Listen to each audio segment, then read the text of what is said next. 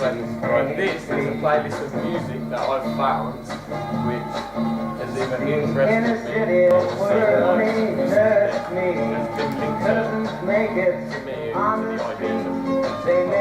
Neil Gaiman said, hell, I don't think hell is a place, I think hell is something you carry around with you. Yeah. So I thought, that's quite nice.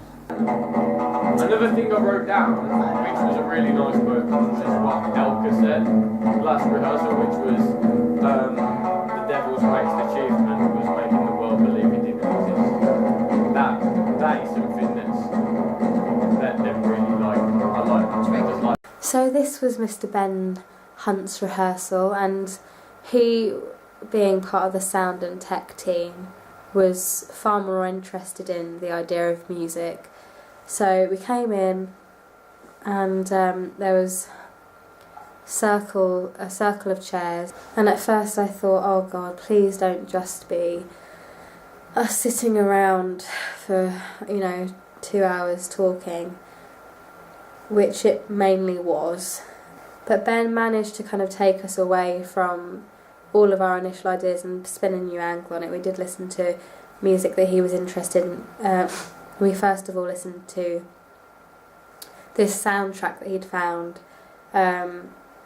which inspired the atmosphere that he was kind of interested in, all kind of inspired by the thoughts of Dante's Inferno and the 9 Gates of Hell and all of that. But then the idea was that they talk to each other way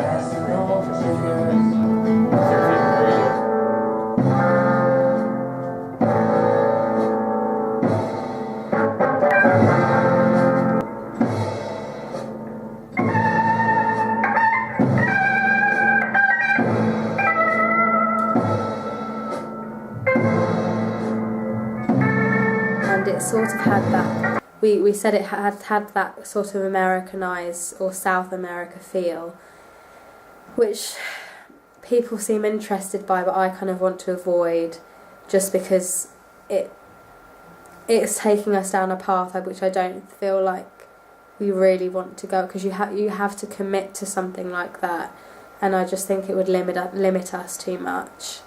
The second thing that Ben had planned for us was to talk about the 9 Gates of Hell and the quotes and things that he'd found, but also to look at the ideas of punishment, which I definitely found interesting. He basically talked about the 9 Gates of Hell, and each gave us a gate to rewrite the punishment for. So obviously when you commit a crime and you go to hell, depending how bad your crimes and sins were, determines where along the line you go. So obviously 1 is a gate of hell, but it's for the less serious crimes and the less bad people. The better of the bad people. That doesn't make sense. You know what I mean? So Jess Ike got the first gate of hell, and she definitely took it to a very, very dark place.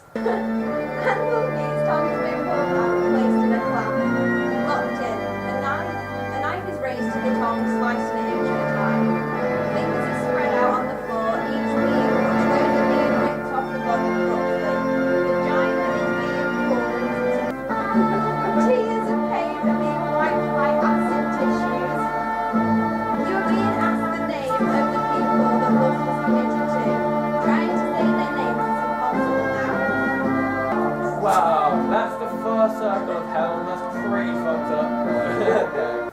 So basically this exercise really showed us all how sick we all really are. We are sick bastards, and instantly I thought it was interesting that kind of sense of being able to play God, or in this case play the devil, because there's always that sadistic side that comes out in people when they get power. And of course Ben gave me the 9th circle of hell, the worst circle. How could he think I'd be so devilish?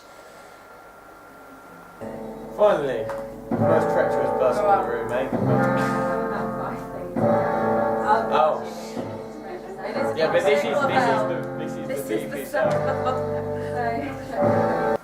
So the 9th circle of hell is treachery, so betraying of trust and stuff like that. which reminds me, where is my phone? Because I've got the punishments on there. So this is what I wrote for the 9th gate of hell's punishment. Treachery is a betrayal of trust. When you trust, you follow someone blindly. Therefore, black crows will peck the accused eyes out. When you trust, you put your hands out to someone. Therefore, their hands are bitten by venomous snakes. Treachery is a violation. Therefore, they will be sexually violated by the image of the person in life that has most disgusted them. Trust is the sensation of falling and knowing that you will be caught. Therefore, the accused will be forever falling at 300 miles an hour, turning their stomach into mulch. To deceive is to hide things. Therefore, everyone they have ever loved and hated can see this punishment, and they will hear their thoughts as clearly as a song in their head. Man, yeah, I got sick for me when it was like, you get fucking fucked by the person who disgusts you the most. I'm like, Whilst falling and having your hands bitten. I was literally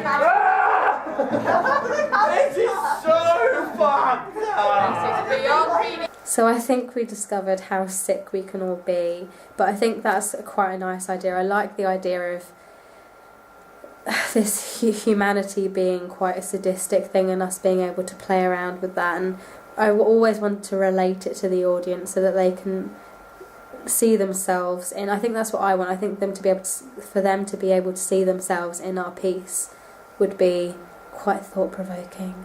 I like playing around with this whole kind of bad atmosphere, showing it or exposing the darkness in us all. Till next time.